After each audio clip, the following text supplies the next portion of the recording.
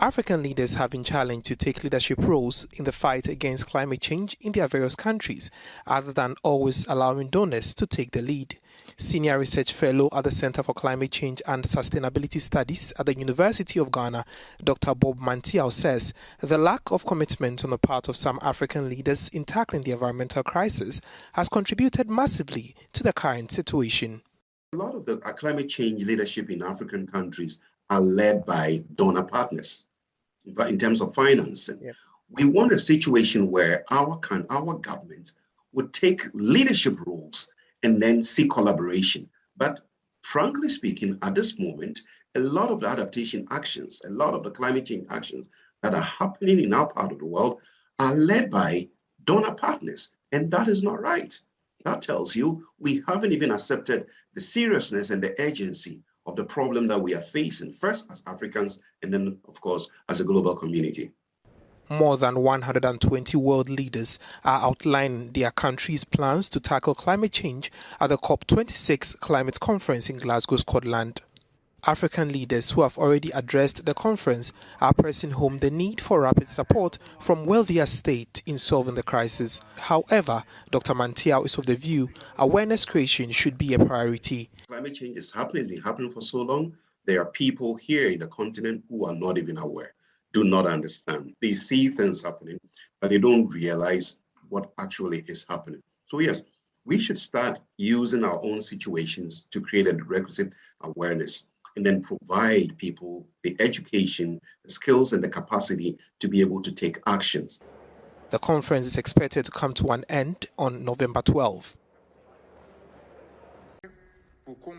Gabon is the first African country to be rewarded for its efforts against deforestation at the COP26 climate conference in Glasgow. The Ngok Special Economic Zone, the flagship of the Gabonese economy in 10 years, has been ranked as the best industrial zone in the world in the timber sector by FDI Intelligence. We obtained carbon neutral certification less than a month ago. The country, which is still dependent on oil, has undertaken a series of actions in favor of the transition to a green economy by relying on its ecosystems and the climatic and meteorological conditions of its territory. TRACER aims to contribute to the preservation of Gabon's wildlife and its vegetation. TRACER is a desire of the economic zone since 2018 that all woods that enter into the zone is legal, and so they have created an independent agency that will verify this. This agency is made up of two entities called Forest Resources Management, which is a private French company which has been involved in forest management in the Congo Basin for 30 years, and Brain Forest, a Gabonese NGO that specializes in all aspects of governance and respect for people's rights in Gabon.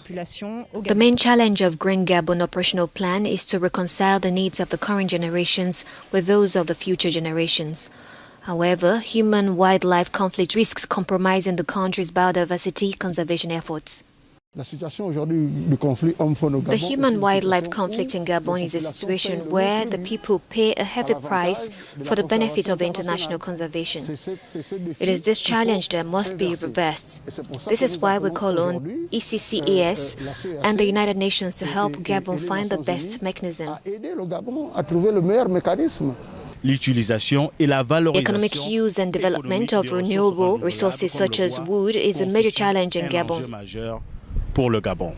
Jérôme Wilfried Obangom à Libreville pour Africa News. In the Democratic Republic of Congo, makala is an essential part of life.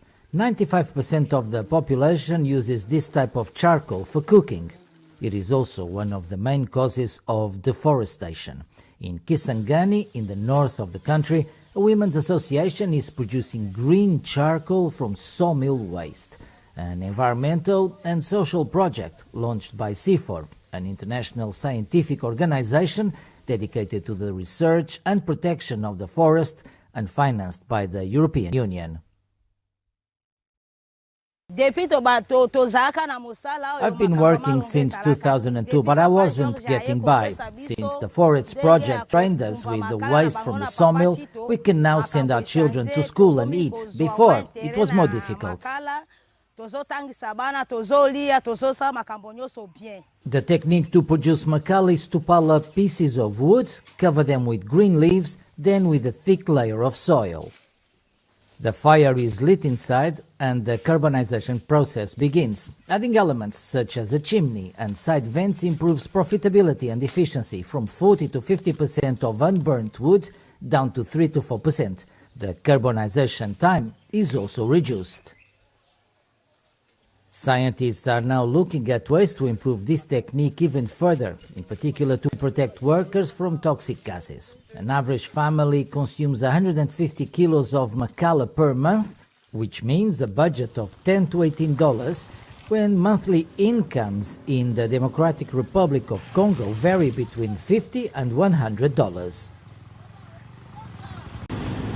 As COP26 gets underway in Glasgow, Scotland, reactions are pouring from all around the world on what to expect at the conference. The agenda for the conference has been set up as an effort to get world leaders to fully commit to tackling climate change, though many have expressed concerns that the actions won't go far enough. In Nairobi, reactions were mixed on Tuesday. For us in the African continent, we need to structure our institutions, the response to climate change issues in such a way that it is tailor-made to fit the African person and the African culture. We should not be copying and pasting what happens in the West and bring them to Africa. We are seeing that our brothers from the West, the Asian tigers, the European countries, who are the biggest contributors of these greenhouse gases in the global system, we find that they are not doing much because they are not acting or living as per their commitment in the previous resolutions. Leaders of around 200 countries, including many from the African continent, are attending the climate conference, which is set to last 2 weeks. One of the key elements of the COP26 is that Africa remains excluded from a lot of the financing available under climate change. Rescuers combed through rubble of a high building in Nigeria's commercial capital, Lagos, in search of survivors on Tuesday, a day after the collapse while under construction, as the death toll rose to 16, with many more reported missing.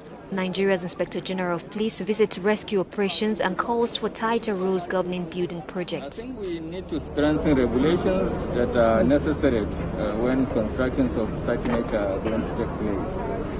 It's not that we don't have it, and we just need to strengthen them. It had been advertised as a luxury in the sky, but on Monday it became a scene of tragedy. Locals criticized the slow response of the emergency services in the aftermath of the collapse. I have the heart, but I have the feeling of human being. How can this kind of thing happen? We have emergency for Lagos State. We have like everybody who working undergoing to rescue life. But when you call them, they say the number is not reachable. When you call them, they will say that they will come in 3 hours, 4 hours. One of this my brother and the other one go there rescue like 3 people. The investigation into the cause of the collapse is still ongoing according to the authorities. Building collapses in Nigeria have increased in recent years, often due to lack of adherence to regulatory controls and